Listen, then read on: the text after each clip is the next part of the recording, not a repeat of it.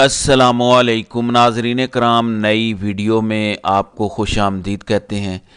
میں نے رات کو آپ کو خبر دی تھی کہ پاکستان تحریک انصاف محمود خان اچکزئی کو صدر پاکستان کے منصب کے لیے نامزد کرنے جا رہی ہے۔ اب سارا ہی میڈیا اس خبر کی تصدیق کر رہا ہے۔ سنی اتحاد کونسل نے اب باقاعدہ اس نام کا اعلان کر دیا ہے، جبکہ اس میں عمران خان کی رضامندی شامل ہے۔ اڈیالہ جیل سے آئے پیغام کے مطابق ہی منوعن عمل درآمد کیا جا رہا ہے پاکستان تحریک انصاف کی جانب سے۔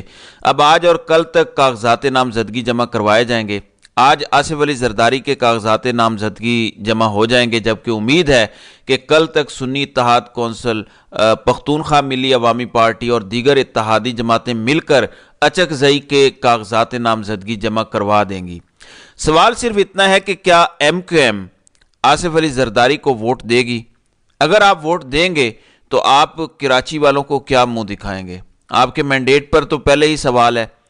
آپ کراچی والوں کو یہی کہتے ہیں کہ پیپلز پارٹی کی وجہ سے کراچی میں ساری تباہی ہے۔ اگر آپ پیپلز پارٹی کو ووٹ کریں گے تو اس کا مطلب ہے کہ آپ اپنے ہی لوگوں کے ساتھ دو نمبری کر رہے ہیں، اور اگر ایسا نہیں ہے تو پھر کیا آپ محمود خان اچکزئی کو ووٹ دیں گے؟ دوسری جانب کل مولانا فضل الرحمان نے نواز شریف کے ساتھ ایک وفد کی صورت میں ملے، مگر وہ انہیں منا نہیں پائے۔ اس کے بعد رانا ثناء اللہ کہہ رہے تھے کہ ہمیں امید ہے کہ مولانا تحریک انصاف کے ساتھ سڑکوں پر نہیں نکلیں گے۔ اس کے بعد آپ جانتے ہیں کہ سینٹ کی کچھ نشستیں خالی ہو گئی ہیں۔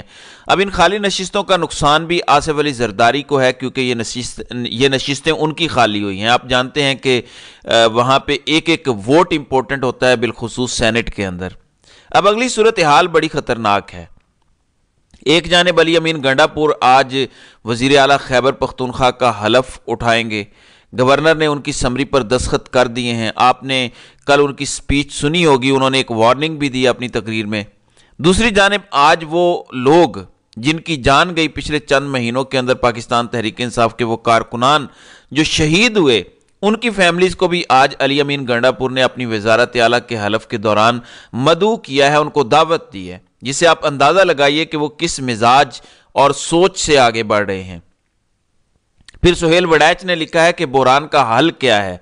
بحران کا حل یہ ہے کہ آپ کو عمران خان سے بات کرنی پڑے گی۔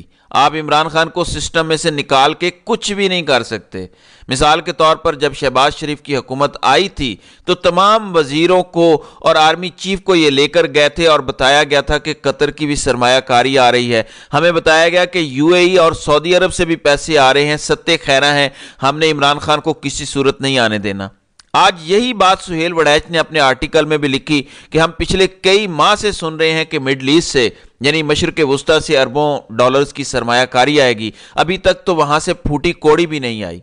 ایک اور خبر ناظرین کرام آپ کی دلچسپی کے لیے بتا دیتا ہوں۔ انڈیا میں ایک امیر شخص ہے مکیش امبانی، ان کے بیٹے کی شادی ہے۔ آپ کو پتہ ہے کہ فیس بک کا مالک مارک زکربرگ وہ اس وقت انڈیا میں ہیں، گوگل کے سی او اس وقت انڈیا میں ہے۔ ایون پاکستان کے اندر پی ایس ایل کھیلنے والے کھلاڑی ہمارا ایونٹ چھوڑ کے انڈیا چلے گئے ہیں۔ دنیا کی نامور شخصیات، بڑے بڑے اداروں کے سربراہان انڈیا میں موجود ہیں۔ بھلا کیوں؟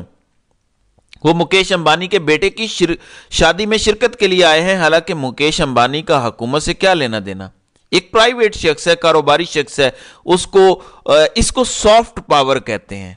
اس سے آپ انڈیا کے اثر و رسوخ کا اندازہ لگائیے، اور ان کے 625 ارب ڈالر کے قریب فارن ریزرو ہیں، جن میں میں آپ سے تھوڑی دیر پہلے دیکھ رہا تھا، اس میں تقریباً 2.25 ارب کا فردر اضافہ ہو گیا ہے۔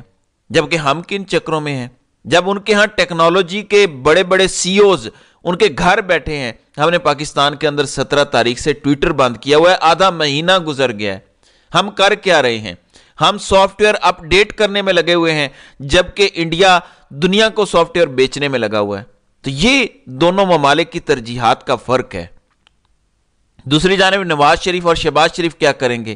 ان کے لیے خطرے کی خبر ہے۔ آپ نے دیکھا کہ قومی اسمبلی کے اندر کیا کچھ ہوا، جس طرح سے تحریک انصاف نے ابتدائی سیشن کے اندر اپنا آپ دکھایا، اس سے اگلے چند مہینوں کا احوال ہمیں نظر آ رہا ہے۔ پھر عمران خان جو اڈیالہ جیل میں ہیں، کیا وہ سمجھوتا کریں گے؟ انہوں نے 8 فروری سے پہلے سمجھوتا نہیں کیا۔ 8 فروری کے بعد جب انہیں قوم کی سپورٹ اور مینڈیٹ حاصل ہو گیا ہے، اب تو عمران خان کی پوزیشن مکمل طور پر تبدیل ہو گئی ہے۔ نجم سیٹھی کے بقول اب تو عمران خان اسٹیبلشمنٹ کی آنکھوں میں آنکھیں ڈال کے بات کر رہا ہے۔ ان کے مطابق یہ صورتحال چلتی دکھائی نہیں دے رہی، سبھی کو پتہ ہے یہ کمپنی نہیں چلے گی۔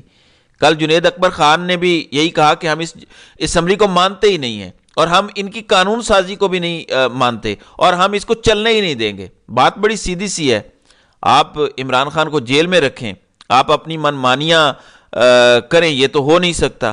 خیبر پختونخوا میں ان کی حکومت ہے، سوموار کو علی امین گنڈا پور کی عمران خان سے ملاقات ہوگی، جس کے بعد وہ کابینہ کو فائنلائز کریں گے۔ اب وزیر اعلیٰ تو ہر دوسرے دن جایا کرے گا اڈیالہ جیل میں، پھر آپ کیا کریں گے؟ دیگر لوگ جایا کریں گے، پھر منگل والے دن توشہ خانہ اور سائفر کیس کی مرکزی اپیلوں پر درخواستیں اسلام آباد ہائی کورٹ میں سماعت کے لیے مقرر ہو چکی ہیں۔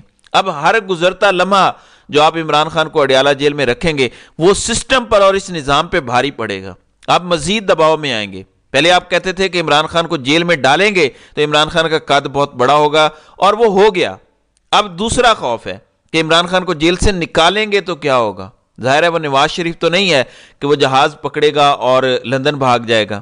امیجن کریں اگر عمران خان اڈیالہ جیل سے نکلتے ہیں ایک قافلے کی صورت میں، ایک ریلی کی صورت میں، اور وہ لاہور یا اسلام آباد آئیں گے تو کتنے گھنٹے اور کتنے دن لگیں گے، یہ بات یاد رکھیے گا۔ اور عمران خان کی ایک ایک سپیچ، ایک ایک لفظ کیا رول پلے کرے گا۔ اب نجم سیٹھی کا دعویٰ ہے کہ شاید 1 یا 1.5 سال میں نیا آرمی چیف آ جائے گا، اور ان کے مطابق نئے الیکشن اس کے بعد ہوں گے۔ اب اس کا مطلب ہے کہ نواز شریف اور شہباز شریف نے جو کچھ کیا ہے، اس کا لاشا، اس کا بوجھ کوئی اٹھائے گا نہیں، کوئی جواب نہیں دے گا۔ پھر رات کو یہی بات مطیع اللہ جان کہہ رہے تھے کہ تحریک انصاف جو الزام لگاتی ہے اس کو تو چھوڑ دیں، باقی سبھی باتیں چھوڑ دیتے ہیں۔ الیکشن کمیشن کو الیکشن ایکٹ 2017 یہ پابند کرتا ہے کہ 14 روز کے اندر فارم 45 وہ اپنی ویب سائٹ پر اپلوڈ کریں۔ آج 2 مارچ ہے، 6 دن کے بعد 1 ماہ ہو جائے گا الیکشن ہوئے کو، ابھی تک ایک حلقے کا بھی ناٹ اے سنگل کانسٹیٹوئنسی اس کا فارم 45 سرکاری طور پر اپلوڈ ہوا ہے۔ اسلام آباد کا بھی نہیں ہوا، 3 سیٹیں وہاں کی بنتی ہیں۔ آخر وجہ کیا ہے؟ مطیع اللہ جان کے مطابق بڑی سادہ سی بات ہے کہ اس میں گڑبڑ کی گئی ہے، اس میں 2 نمبری ہوئی ہے، اور اگر آپ فارم 45 جاری کریں گے تو اس کا مطلب ہے وہ چیزیں آپ کے گلے پڑے گی۔ بے شک مسلم لیگ نون کہتی رہے کہ مولانا تحریک انصاف کے ساتھ نہیں نکلیں گے، تحریک انصاف کی تحریک مولانا فضل الرحمان کے مرہون منت تو نہیں ہے۔ کیا تحریک انصاف یہاں تک جو پہنچی ہے وہ کسی کی مدد سے پہنچی ہے؟ بالکل بھی نہیں۔ فضل الرحمان تو حکومت کا حصہ تھے، پی ڈی ایم کے سربراہ تھے، اور تحریک انصاف کو پورے نظام کی مخالفت کے باوجود یہ فتح نصیب ہوئی۔ کل جنید اکبر صحیح کہہ رہے تھے کہ ہم کاٹا مٹا کر یہاں پر آئے ہیں، اور اس میں کوئی شک نہیں ہے وہ آگ کا دریا عبور کر کے یہاں تک پہنچے ہیں۔ اب تحریک انصاف آج ملک گیر احتجاج کرنے جا رہی ہے، بڑی سادہ سی بات ہے، وہ کہہ رہے ہیں کہ ہمارا جو مینڈیٹ چوری کیا گیا ہے وہ ریورس کریں، وہ واپس کریں، ہم آپ کے ساتھ بات بھی کریں گے، باقی چیزیں بھی طے ہو جائیں گی، لیکن ہمارا مینڈیٹ چوری کر کے آپ سمجھیں ہم آپ سے بات کریں گے تو ایسا نہیں ہوگا۔ پھر آج کی دلچسپ چیز یہ بھی ہے کہ جو آج احتجاج شروع ہو رہا ہے، کیا پنجاب پولیس دوبارہ لوگوں کو مارے گی؟ کیا آج بھی گرفتاریاں کرے گی؟ اس کا مطلب یہ ہے کہ یہ سب کچھ مریم نواز کرے گی، کیونکہ یہاں اب نگران حکومت نہیں ہے۔ وہ مریم نواز جن کے اپنے مینڈیٹ پر سوال اٹھا ہوا ہے، وہ بے شک کہتی رہے کہ ہم میرٹ اور شفافیت پر یقین رکھتے ہیں، تو آج پتہ چل جائے گا۔ پھر آج خیبر پختونخوا میں بھی احتجاج ہوگا۔ خیبر پختونخوا میں تو پی ٹی آئی کی اپنی حکومت ہے۔ اب اگر وزیر اعلیٰ وہاں پہ آتے ہیں تو کیا خیبر پختونخوا پولیس اپنے وزیر اعلیٰ پر ڈنڈے برسائے گی؟ اسلام آباد پولیس تو کہہ رہی ہے کہ اسلام آباد میں ہائی الرٹ اور دفعہ 144 نافذ العمل ہے، ضلع بھر میں گشت کو بڑھا دیا گیا ہے، جبکہ ناکہ پوائنٹس پر چیکنگ سخت کر دی گئی ہے۔ ویسے یہ عجیب بات ہے، دفعہ 144 صرف اسی روز سامنے آتی ہے جس دن تحریک انصاف نے احتجاج کرنا ہوتا ہے۔ لیکن میں آپ کو ایک بات بتا دوں، بے شک آپ اس احتجاج کو روکنے کی کوشش کر لیں، اب یہ احتجاج ایک تحریک کی شکل اختیار کرنے جا رہا ہے، اور یہ سب کچھ فیصلہ سازوں کی نالائکی کی وجہ سے ہے۔ تحریک انصاف نے 2013 میں کہا تھا کہ 4 حلقے کھول دو، بات ختم ہو جائے گی۔ اس میں سے ایک حلقہ کھولا گیا، یا صادق والے حلقے میں الیکشن ہوا۔ اب تحریک انصاف کہتی ہے آپ اپنے حلقوں میں نہ جائیں، آپ کہتے ہیں نا کہ خیبر پختونخوا میں بھی دھاندلی ہوئی ہے، آپ وہاں سے آغاز کریں، اب خیبر پختونخوا کو فیصلہ ساز دھمکیاں لگا رہے ہیں کہ ہم گورنر راج لگا دیں گے. بھائی لگا دو گورنر راج. جو کچھ 16-20 ماہ میں ہوا ہے اس سے کیا بڑا آپ کر لیں گے؟ کیا گورنر راج اس سے بھی بڑی چیز ہوگی؟ لگا کے تو دیکھیں. پاکستان تحریک انصاف تو کہہ رہی ہے کہ آپ پنجاب میں آغاز نہ کریں، آپ خیبر پختونخوا میں تحریک انصاف کے حلقوں سے آغاز کر لیں، دودھ کا دودھ اور پانی کا پانی ہو جائے گا. تو اس سارے سینیریو میں آپ گڑے میں گرتے جا رہے ہیں، آپ کھائی میں گرتے جا رہے ہیں، مگر آپ کو ہوش نہیں ہے. آپ کو بس اپنی ایکسٹینشن کی فکر ہے. آپ کو اگر ملک کی اور عوام کی فکر ہو تو آپ اس طرح کی چیپ حرکتیں کسی طور پر بھی نہ کریں. تو ناظرین کرام، آپ کی اس ویڈیو کے حوالے سے کیا رائے ہے؟ آپ اپنی رائے کا اظہار کامنٹ سیکشن میں ضرور کیجئے گا.